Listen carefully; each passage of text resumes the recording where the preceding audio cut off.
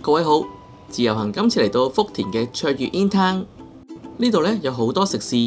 今次呢同大家介紹一間正宗延邊朝鮮族風味嘅餐廳。餐廳嘅海鮮呢好新鮮，有專人呢幫你即場燒烤，等你可以解放雙手。近來餐廳呢仲有專屬港人85折嘅優惠。睇之前可以先訂閱我嘅頻道。如果能夠讚好同埋分享俾你哋有需要嘅朋友就更加好啦。好啦，我哋立即去片。嚟卓越 InTown 呢最方便就可以搭地鐵嚟到江夏站。江夏站呢好容易嚟嘅，如果由福田口岸呢大概5分鐘就可以過到嚟噶啦。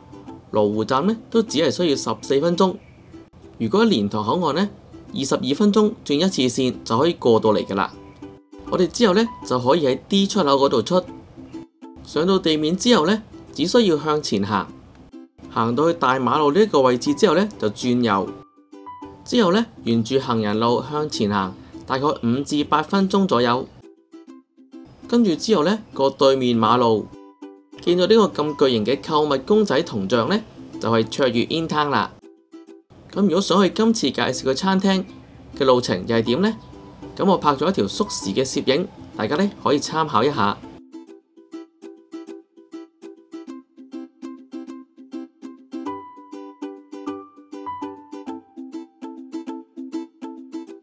今次呢就係介紹呢間白玉串城朝鮮族烤串餐廳。其實延邊菜呢就係朝鮮族傳統飲食同中國東北風味融合嘅特色料理，所以日頭同夜晚呢都好多港人嚟呢一間餐廳嗰度幫襯。連續呢喺大眾點評攞咗4年嘅必食榜。餐廳嘅座位呢劃分咗幾個區域嘅，大廳呢就有梳化，同埋呢座位就闊落啲，坐得呢就比較舒適。而另外一邊呢就可以望到商場同埋街景，主要呢都係4至6人台。而喺商場裏邊呢就唔怕日曬雨淋，冷氣嘅溫度呢就舒適好多。主要呢都係4至6人台。如果再多啲人咁又點算呢？餐廳呢都要7至14人呢啲包間嘅房間嘅。咁如果有好多嘅朋友或者親戚呢，就可以包呢啲房間。咁呢就唔怕人多要分開幾張台坐啦。餐廳呢有提供咗檸檬水俾我哋，亦都提供咗2碟芽菜作為餐前小食。如果之前食嘅味道呢太濃，食翻啲芽菜呢就可以清一清，繼續食下一味啦。我就影低咗餐廳嘅菜單，有興趣呢都可以睇下，攞嚟做個參考嘅。屋企人呢想試下呢隻欣媽米酒桃子味，咁我哋呢就嗌咗一支16蚊。除咗桃子味呢，仲有柚子同埋原味嘅，倒出嚟呢有淡淡嘅粉紅色，好似櫻花一樣，仲係雪凍咗嘅添。屋企人話呢土味都幾夠嘅，甜甜地，非常之易入口，同埋酒精成分呢只有2.5%，飲多少少呢都唔怕醉。我呢就嗌咗呢杯竹蔗茅根馬蹄飲16蚊杯。呢杯飲品呢唔單止解渴，同埋呢夠晒清熱降火，燒烤嘅時候呢最啱就係嗌佢嚟飲啦。呢間餐廳呢台面嘅設備呢同其他餐廳有啲唔同嘅，除咗呢個燒烤爐呢可以自動燒烤之外，呢度呢有啲簽紙筒，我哋食完燒烤嗰個簽呢，只要放落呢個簽紙筒度呢就可以噶啦。另外隔離呢一個蓋呢就可以放啲垃圾嘅，只要將啲唔要嘅垃圾呢就咁放落去，又或者呢將啲蝦殼啊、蟹殼啊直接掉落去就可以啦。呢度呢都有啲乾點粉嘅，有芝麻、香辣同埋特辣3種。想食邊隻呢就倒喺呢一個3格嘅碟上面。我哋呢嗌咗2款前菜，第一款呢係拌明太魚絲32蚊，另外一款呢就係叫做拌桔梗28蚊。呢款魚絲呢酸酸甜甜，有少少辣，越食越有味。呢款拌桔梗呢就係爽爽脆脆嘅。我哋之後呢就食啲淡味嘅海鮮開始。呢啲黃蜆子呢就68蚊一份。服務員呢會將啲蜆放喺呢個特製嘅網上面，睇住啲蜆慢慢燒，咁大概呢燒4分鐘就可以食得噶啦。啲蜆呢睇到係非常之飽滿嘅，啲蜆呢非常之大隻嘅，好多汁水。同埋好鮮甜，最重要係呢一粒沙都冇。如果有沙呢，就好煞風景噶啦。之後呢，就食生蠔，88蚊半打。呢度嘅生蠔呢都算大隻嘅，同埋呢都非常之新鮮。食落去呢，啖啖都係蠔味，非常之好食。同埋呢，燒完之後呢，下邊都有水，成隻蠔呢就唔會煮得太乾。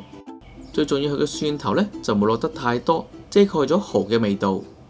另外一款海鮮呢，就係大頭蝦，15蚊一隻。餐廳呢仲好貼心，俾咗對手套我哋嚟剝蝦添。隻蝦呢都幾大隻嘅，燒得啱啱好，有微微嘅焦香。